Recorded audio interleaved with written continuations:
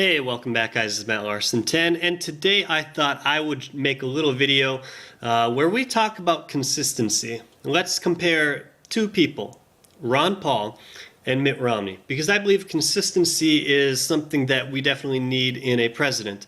At least when someone's consistent, you know what you're going to get. There's not going to be any surprises like with Obama. He campaigned on many different things, but now that he's in the office, he hasn't been very consistent. So we're going to start off first with Mitt Romney. We'll go back to like 2007, 2008, right around there, until now, until today, and see how things are going. And now this first video is of Mitt Romney back in 2008, talking about the state of Massachusetts. Was able to put in place a plan that helped get health insurance premiums down and gets all of our citizens insured. If we can do that nationally, we help not only Michigan and the auto industry, but the entire nation. Alright guys, now this second video is going to be of Mitt Romney while running in 2011 for President of the United States. One thing I'd never do would be impose a state's plan on the entire nation. That makes no sense. I'll repeal Obamacare. Alright guys, now that kind of sounded like a flip-flop to me. When you talk about mandating healthcare because it's great, you can get health insurance for everyone, and then he talks about a mandate, oh that's horrible, a national mandate, we have to repeal Obamacare. Little bit of a flip-flop on that one. Now this third video, it's Mitt Romney back in 2007 talking about immigration. He backed the McCain-Kennedy immigration reform. My own view is, consistent with what you saw in the Lowell Sun, that those people who have come here illegally and are in this country, the 12 million or so that are here illegally, should be able to sign up for permanent residency or citizenship. Alright guys, now that kind of sounded like he was a little bit for some type of amnesty. Now, this is back in the 2012 Republican primary. He says this about immigration. The saying that we're going to say to the people who've come here illegally that now you're all going to get to stay, or some large number are going to get to stay and become permanent residents of the United States. That will only encourage more people to do the same thing. People respond to incentives. And if you can become a permanent resident of the United States by coming here illegally, you'll do so.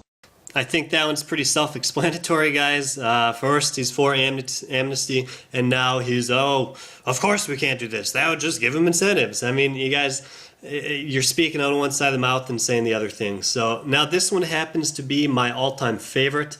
This is back in 2011 during the presidential debate. He said this.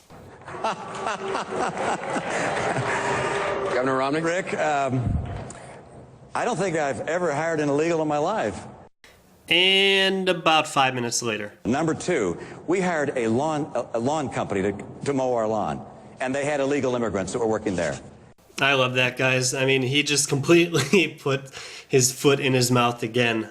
He didn't even need anyone else to say it for him. He completely just screwed himself on that one. Now, guys, we're going to switch on over to Ron Paul. I think we had enough fun with Mitt Romney.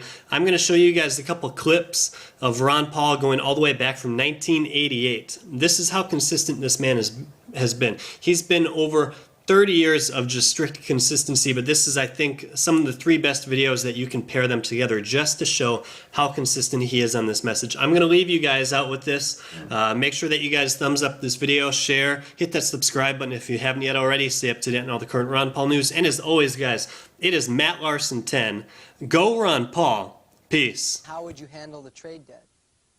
We wouldn't worry a whole lot about it. We'd have sound money. And when you have sound money and free trade, you don't worry about trade deficits. Do you know what the trade deficit is between New York and Texas? Nobody knows and nobody cares. If we don't have enough money in Texas, we have to quit buying. That's what would happen in the world if you had a sound monetary system, a gold standard where people couldn't create money out of thin air. The only time these trade deficits mean something is when you're on an inflated paper money system like we are today, and then they mean something. So if you have a gold standard, sound money, and free market, you don't even keep the records. If you spend too much money and you come up short, you got to go back to work and earn some money before you can buy things from Japan. It's too much welfare. We cut back on welfare. It's too much interest on the national debt. A sound currency would lower the interest payment. So we would balance the budget and media at a much lower level. I think it would be the greatest thing in the world for the economy. What should government do? Protect our freedoms, have a strong national defense, look and take care of our borders, have a sound currency. So we want to have a protection of the general welfare, the general environment of free markets and ability to trade with each other and travel among the states. That was the responsibility of the federal government, not to run our lives and run everything in the economy and extend, you know, the Interstate Commerce Clause and the General Welfare Clause to do anything they want to do. That is what has happened.